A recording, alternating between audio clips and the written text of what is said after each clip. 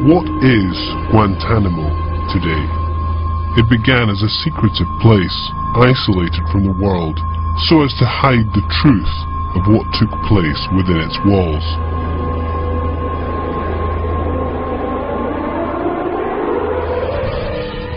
In 2012, now recognized across the world, it represents a decade of damage to human rights. And not just in the US. Guantanamo has politicized justice internationally by portraying detainees as having no human rights.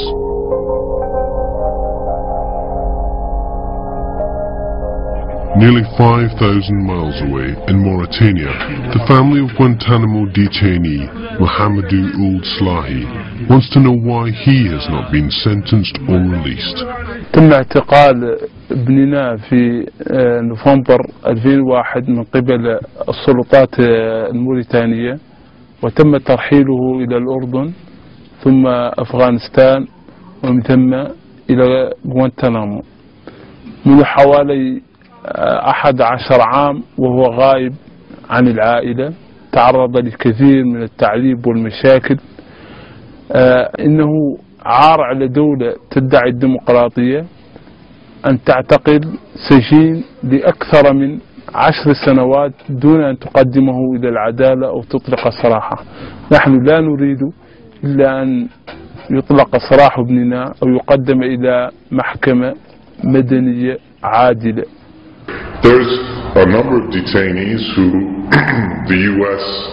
administration or its courts have already said should be released, and the reason they remain there is very difficult to understand in anything other than terms of simply people playing politics. Clearly, in international armed conflicts, states can recognize people they capture as prisoners of war and hold them until the war is over.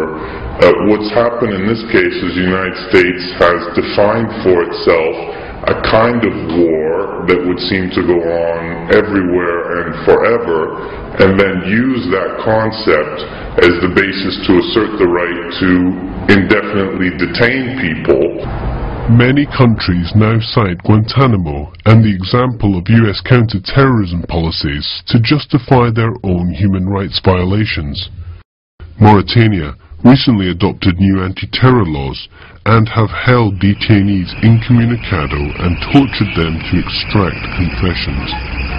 And now in the US itself, President Obama has signed the National Defense Authorization Act amid accusations that he has signed into law the use of indefinite detention.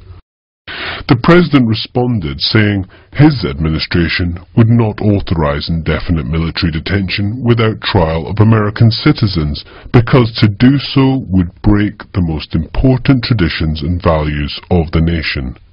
No explanation is given as to why it should be more acceptable to deprive non-citizens of their basic human rights in this way. But then, as is typical in discussions of Guantanamo in the USA, the President's statement makes no mention of human rights at all. One of the big challenges for Amnesty International is the very widespread acceptance in the United States, not only by politicians, but by the judiciary and by many people in the public, of this idea that the United States is at war, that there are exceptional circumstances in which human rights have to be set aside. And the issue of Guantanamo has become highly politicized in domestic U.S. politics.